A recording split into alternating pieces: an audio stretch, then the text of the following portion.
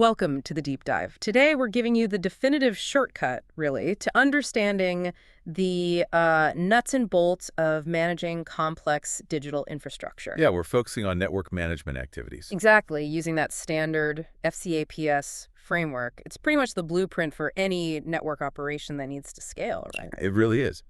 And to get your head around it, maybe try this. Picture yourself as the new network manager. You walk in, there's a network. It works, kind of. Yeah. But you have zero history, no docs, no system for handling growth or, when things break. Yeah, the classic inherited mess scenario. Precisely. So our mission today, and this thinking comes from standards like OSI and TMN, is to lay out that complete roadmap, how you build a solid network management system and NMS from scratch. And that roadmap is FCAPS, fault, configuration, accounting, performance, and security. We'll unpack those 5 bits. And then we'll get into the processes that tie it all together. Think change management, SLAs. Right. So by the end, you'll have a much clearer picture of how to take that, well, pile of hardware and turn it into something truly manageable, a real business asset. Okay, so day one, where do you start? It's tempting to jump straight to the alarms, the faults. And the firefighting. Exactly. But that's reactive. You have to start with configuration management. This is your foundation, your baseline. It answers that fundamental question. What have I actually got here, and how is it supposed to be set up? Okay, let's dig into that baseline. First step is finding out what's there. Network discovery and mapping. Right. Now, if it's a tiny network, maybe you're literally tracing cables. Mm-hmm. But for anything bigger, you automate. How does that work typically? Well, the tools usually need a seed, like an initial IP address and maybe some login details. From there, they spread out, scan the network segments, and piece together the topology. And once you've found the devices, Then you document it, topology documentation. You need the logical side, VLANs, IP addresses, how things talk to each other, yeah. and the physical side where things are physically located, rack layouts, cable runs. It's always struck me as odd that networking doesn't really have universal symbols for diagrams, like electrical engineering does. It is strange, isn't it? Means each team really has to agree on their own symbols, their own conventions. Which makes clear communication within that team absolutely vital. No room for guesswork. None at all. And that theme, standardization, it runs through all of configuration management. Think about device names. Oh, yeah. We've all seen it. R1, R2, SW3. Right, which tells you basically nothing when an alert pops up at 3 a.m. Is R3 critical? Is it in the main data center or the branch office closet? So good naming conventions actually provide intelligence. They really do. They should tell you the function, maybe core GRU for core gateway, and the location, like build G1 rack A. Yeah. Instantly gives you context for how important it is. And that applies to IPs and VLANs too. Definitely. You can use conventions like, say, that the third part of the IP address shows the building 192.168.xnx is always building 10. Or maybe VLANs 20 to 29 are always for the engineering department. It imposes order. Makes troubleshooting much faster. If you see an IP or VLAN, you immediately know roughly where and what it is. Exactly. And the final piece of standardization here is configuration templates. Super important for consistency. So you create a standard file for, say, all your access switches. Precisely. Your template ensures every device gets the basics right.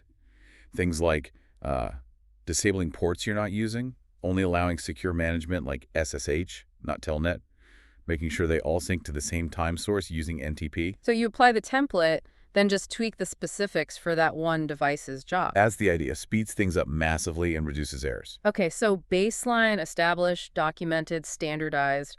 What happens next in configuration management? It's not just a one-time thing. Not at all. It pivots to ongoing work, constant vigilance, really. You need to run regular discovery scans. Why, if you already mapped it? Because networks change. Someone plugs in a new laptop, maybe a wireless access point they bought themselves. Yeah. Or unplug something critical. Ah, so keeping the inventory up to date and finding those rogue devices. Finding rogue devices, absolutely. That's a big security overlap right there. And the other huge ongoing task is device configuration backup. Essential. Everyone knows backups are important, but you're suggesting something more than just copying the file somewhere. Yes. Modern best practice is to treat configuration like software code. Use a version control system. Git is the common one. Like developers use for code. Exactly like that. Because Git doesn't just save a copy, it tracks every single change. Who made it, when, what lines were altered. Crucially, if a change you make causes problems, you can instantly roll back to the last known good version. It's not just backup, it's change tracking and recovery combined. Hugely powerful. That makes perfect sense. Cuts down recovery time massively compared to manually fixing a bad config. Dramatically. Yeah. And finally, you need periodic network audits, like a full rediscovery, checking everything against your documentation and standards, catching things that slip through. Okay, foundation laid with configuration management. Now let's pivot to the immediate reaction stuff. Fault management. This is about when things are either working or not working. Right. It's about detecting that transition from working to broken as fast as possible and getting back to working. How do we detect faults? Two main ways, and they complement each other. First is passive detection. Passive, so the system waits. It waits for the device to report a problem.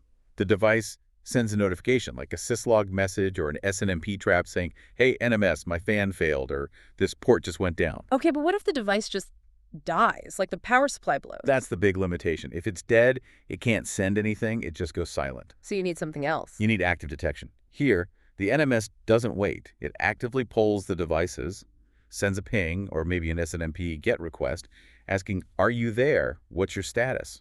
On a regular schedule. And if it doesn't get a reply back? Then the NMS itself generates an alert, saying, hey, I can't reach this device.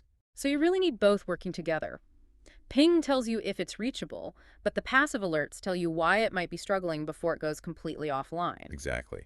Maybe high CPU alerts precede the failure. You get the full picture. Okay, so an alert happens, passive or active. What's the life cycle then? Starts with alert generation. Right. The NMS sends out notifications, email, SMS, maybe a visual alert on a dashboard. Could even be an audible alarm for critical stuff. Then you have to figure out what's actually wrong. Fault isolation. And this is where all that configuration management work pays off big time. Your naming standards, your documentation, your topology maps, your historical logs, you use all that to diagnose why the fault occurred. Is it hardware, software bug, overload, a security issue? Good documentation speeds this up massively. Avoids chasing ghosts. Totally. Then comes correction and recovery, the actual fix. Could be manual, like replacing a failed switch and restoring the config from that Git backup. Or it could be automated, like the system automatically blocking a suspicious IP address or rerouting traffic around a failed link. There's also a people element here too, right? Trouble tickets. Absolutely. You need a trouble ticket management system. This is often driven by users reporting issues, maybe via a web form, email, phone call. What's the main benefit of formalizing that? Process. The system can help classify the ticket, assign it to the right team automatically. It can also provide users with initial suggestions, like FAQs or known workarounds. That helps filter out common, easy-to-fix problems and frees up the support team for the harder stuff. And it helps prioritize. Okay, so we've covered the baseline and the immediate break-fix cycle. Now, performance management. This feels different. It's not black and white, working or broken. Exactly. Performance management lives in that gray area. The network is working, but maybe it's slow or getting close to its limits. Like the fuel gauge in a car. The car runs, but you need to know the level. That's a great analogy. It's about monitoring the health and efficiency to predict and prevent future faults. So how do you manage that gray area? It starts, again, with a baseline. But this time, it's a performance baseline. You monitor key metrics, things like network latency, how busy the device CPUs are, memory usage, how much bandwidth is being used over a normal period, maybe a typical business week. To understand what normal looks like for your network. Precisely. You need to know what good is before you can spot bad. Once you have that baseline, You set thresholds. You configure the NMS to alert you if performance deviates too much from that normal baseline. so like if CPU usage goes above 80% for more than 5 minutes. That's a classic upper threshold, yes. But lower thresholds can be just as critical. Lower. How so? Well, imagine normal traffic on a link is always between 50 and 100 MLDPs. If it suddenly drops to, say, 5 MLDPs and stays there. That's not necessarily a failure on that link, but something's wrong somewhere else. Exactly. Maybe another link failed and traffic got rerouted away silently. That low threshold alert prompts you to investigate why the traffic pattern changed unexpectedly. Clever. And visualizing this data is key too, isn't it? Seeing trends. Hugely important. Network maps that change color based on link utilization or latency give you an instant health check. But the real power comes from trend recognition over longer periods, months, even years. What does that enable? Proactive planning Yeah. and budget justification. If you can show historical data plotting a steady increase in bandwidth usage on your internet connection. You can go to management before it becomes a problem. Right. You say, look, based on this trend, we're going to hit capacity in 6 months. We need to order an upgrade now. That's way better than waiting for users to complain about slow internet. It shifts network management from reactive firefighting to strategic capacity planning. Makes sense. Okay, before we hit the big process topic, change management, let's quickly touch on the last two SCAPS letters. S&A, security and accounting. Sure. Security management is, well, obviously about securing the network. A big part is managing access, who can log in, what they can do. Ideally, you move away from individual passwords on each device towards centralized authentication servers, like Radius or TechSES, much more scalable and secure. And logging is critical here. Absolutely. Maintaining access logs, who logged in, when, from where, is vital for accountability. And generating alerts for security events, like multiple failed login attempts, is key. There's a lot of overlap with configuration here, defining who has rights to change what. Huge overlap.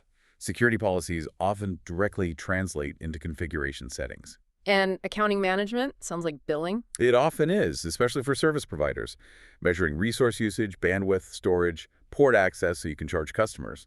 But even internally, organizations use it, maybe for chargeback models where departments pay for the IT resources they consume, or just for tracking costs and allocating resources effectively. Got it.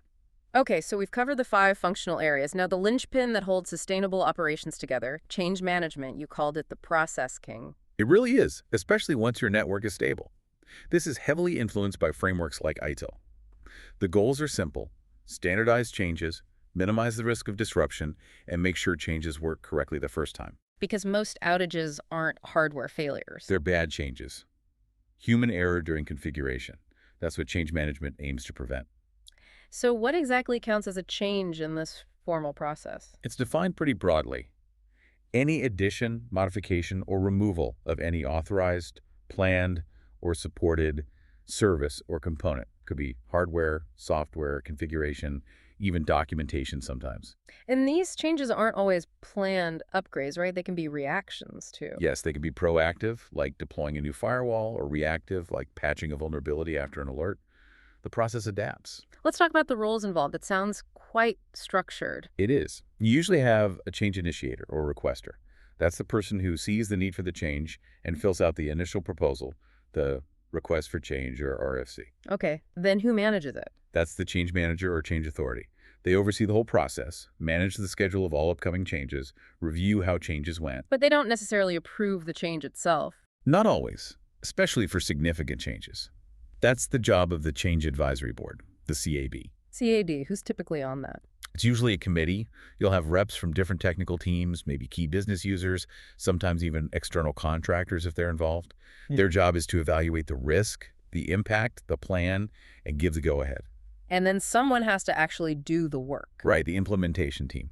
Now, in a small company, one person might wear all these hats, practically speaking. But the roles and the process steps are still distinct and important. Makes sense. You mentioned the process adapts. How are changes categorized? Usually based on risk and urgency. There are typically 4 or 5 main types. First is the standard change. Like what? Things you do all the time, low risk, with a well-defined pre-approved procedure. Adding a network port for a new hire is a classic example.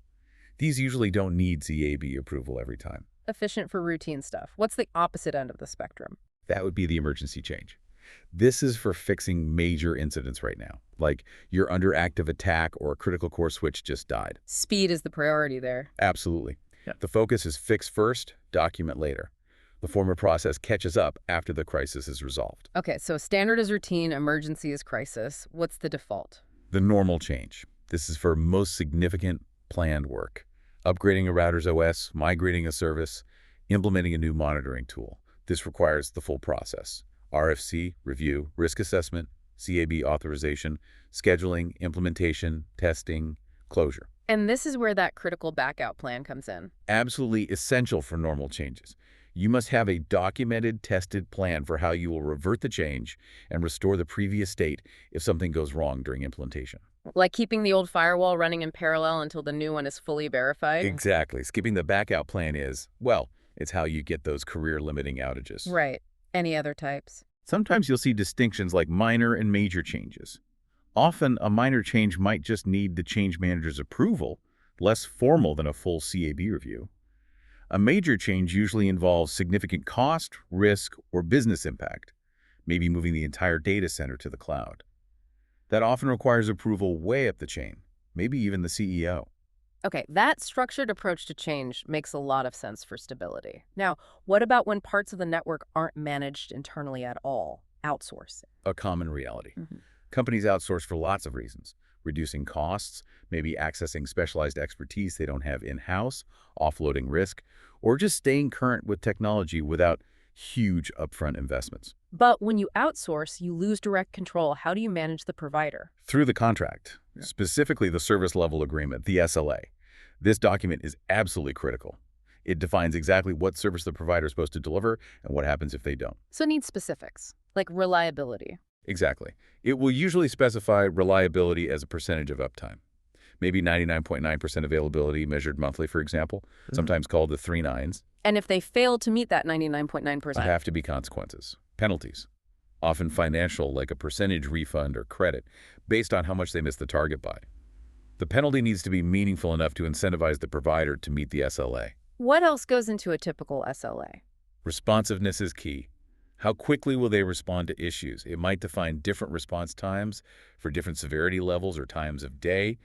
Maybe 1 hour response for critical issues during business hours, but 4 hours overnight or on weekends. Sets expectations clearly. That avoids arguments later about how fast they should have responded. Precisely. And don't forget escape clauses. These define situations where the SLA doesn't apply.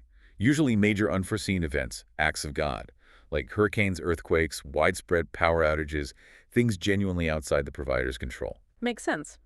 One last thing, the cloud. Everyone's moving stuff to AWS, Azure, Google Cloud. Does that mean network management just goes away for those bits? Not at all. The cloud providers manage the underlying infrastructure, the hardware, the data center environment, but your responsibility for configuring your virtual network, setting security rules like firewall policies, monitoring performance within your cloud environment, managing user access that largely remains with you. So you're shifting some responsibilities, but you still need to apply these FCIPS principles within the cloud context. Absolutely. You're still managing a network. It just happens to be running on someone else's hardware. The management tasks don't disappear. Okay, this has been a really comprehensive tour. We've gone from the ground-up configuration as the foundation, Through reacting to failures with fault management, then proactively managing health with performance management, plus the governance layers of security and accounting. all stitched together by that vital change management process and defined externally by SLAs when outsourcing. It's a lot, but it provides that essential structure. So wrapping up, what's the key takeaway for you, the listener? Well, ultimately, all this effort, FCAPS, change management, SLAs, it's about improving network availability, keeping things running reliably. Availability basically boils down to 2 metrics. Increasing MTBF, mean time, between failures making failures less frequent, and decreasing MTTR, mean time to recovery, fixing failures faster when they do happen. Okay, MTBF and MTTR. Right. Now, decreasing MTTR involves optimizing 4 stages. The time it takes to get notified of the fault, the time spent diagnosing it, the actual repair time, and finally, the time to verify the fix worked. Notification, diagnosis, repair, verification. Makes sense. So here's the final thought. We know that bad changes are a major cause of failures impacting MTBF. But think about MTTR. Which of those 4 recovery stages, notification, diagnosis, repair, or verification, do you think a really disciplined change management process, especially having that solid, tested back-out plan, helps you reduce the most? Interesting question. Where does change management provide the biggest speed boost during recovery? Something to definitely mull over. Think about it in your own context. Where do you spend the most time when recovering from a change-induced problem? A great place to leave it. Thanks for that deep dive into network management structure. My pleasure.